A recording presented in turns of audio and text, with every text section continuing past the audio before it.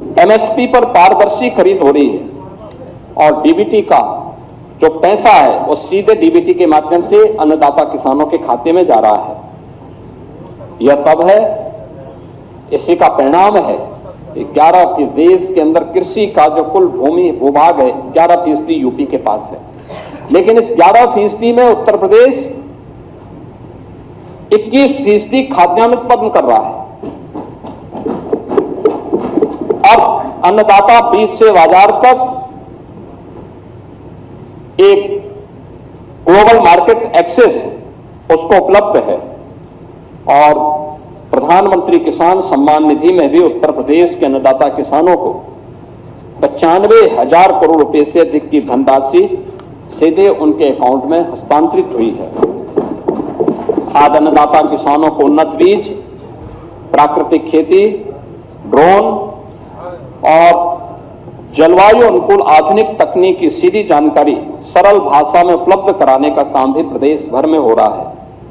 कृषि वैज्ञानिकों, स्टार्टअप्स और प्रगतिशील किसानों से व्यावहारिक प्रशिक्षण भी आज अन्नदाता किसानों को प्राप्त हो रहा है। खेती के बाद खेत में सारे कृषि वैज्ञानिक जाते हैं और किसान के खेत में चर्चा होती है।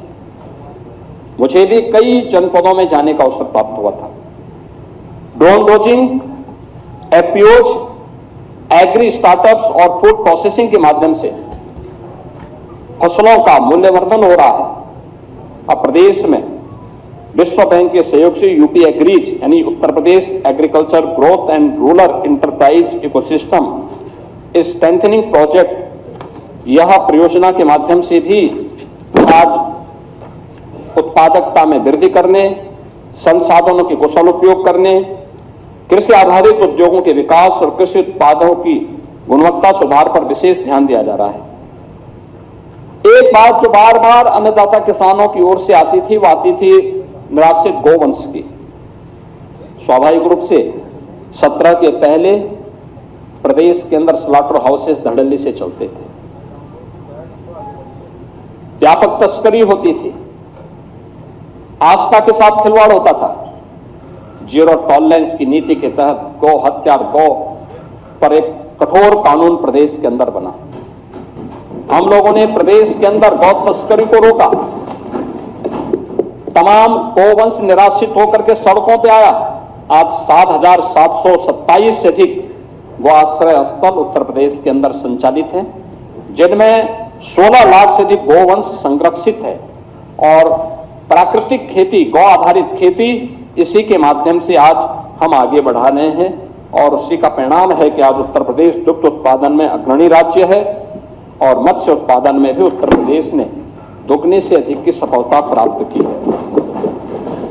महोदय, गन्ना किसानों की चर्चा अक्सर सदन में होती थी। आज देश के कुल गन्ना उत्पादन का 55% उत्तर प्रदेश का किसान उत्पादन कर रहा है।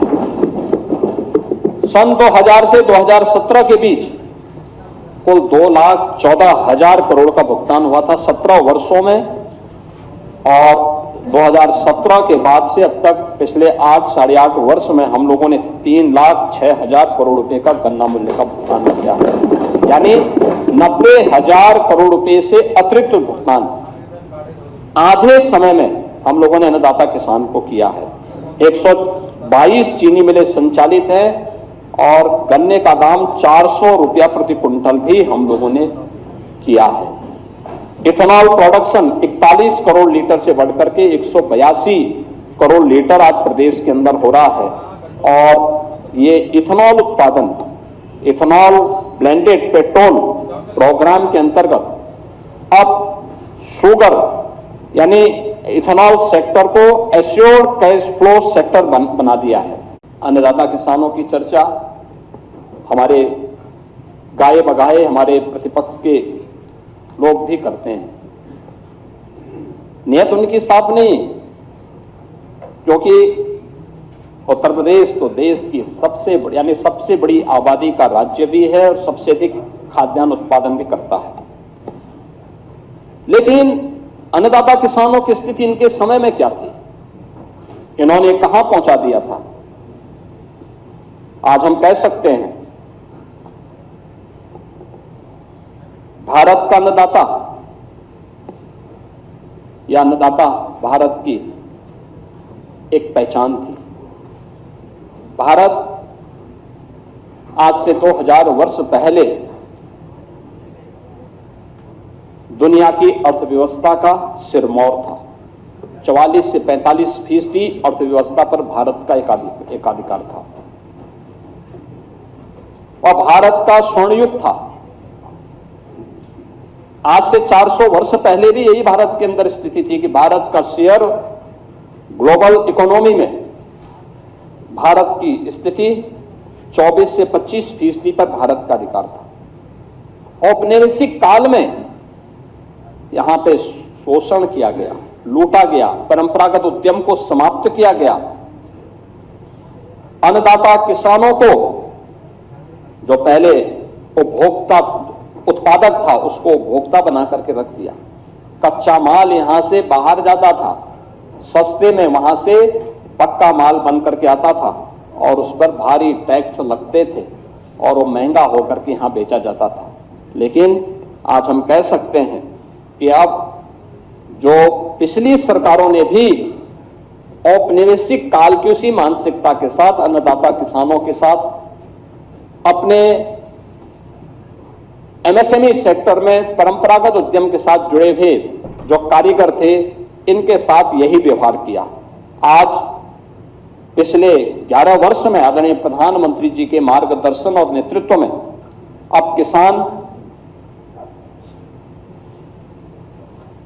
उत्पादक से उसे हमने फिर से उसकी पहचान उस रूप में प्रस्तुत की है। चाहे वह अपने आप में किसान हो, कारीगर हो, इन सभी को हम लोगों ने मजबूती के साथ आगे बढ़ाया है और हम इस बात को मानते हैं कि देश किसानों के श्रम से, कारीगरों की सृजनशीलता से खड़ा हुआ है। हर गांव हमारे यहां एक आत्मनिर्भर इकाई हुआ करती थी, ग्राम स्वराज उसकी आधारशिला थी। आज चाहे वह कृषि हो, पशुपालन हो, हस्तशिल्प आदि कोई भी क्षेत्र रहा हो, यहां पहले किसान उत्पादक था, कारीगर स्वयं में उद्यमी था, व्यापारी राष्ट्र को जोड़ने की सेतु हुआ करता था। उत्तर से दक्षिण, पूरब से पश्चिम पूरे देश को जोड़ने का काम होता था। 17 के पहले कृषि के बारे में कोई स्पष्ट नीति नहीं थी। अन्नदाता केवल एक वोट बैंक बन गया था, लागत अधिक थी, उत्पादन कम था और बिचौलियों का वर्चस्व था। 17 के बाद डबल इंजन की डबल स्पीड, लागत कम, उत्पादन ज्यादा। अन्नदाता को विकास में भागीदार बनाया गया और अन्नदाता से उद्यमी बनने की एक कहानी आज उत्तर प्रदेश के अंदर देखी जा सकती है। जब हमारा अन्नदाता किसान एफपीओज के माध्यम से या जब गांव की एक महिला डोन दीदी के रूप में अपनी एक पहचान बनाती है, आज विकास की यात्रा में हमारा अन्नदाता किसान सक्रिय रूप से सहभागी बना है। हमारा संकल्प कृषि को income based and value edition model के साथ जोड़ने के साथ ही अन्नदाता किसानों की आय को बढ़ाना है।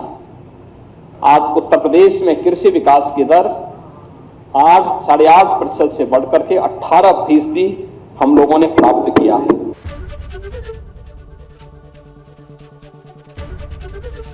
एबीपी गंगा, खबर आपकी, जुबान आपकी।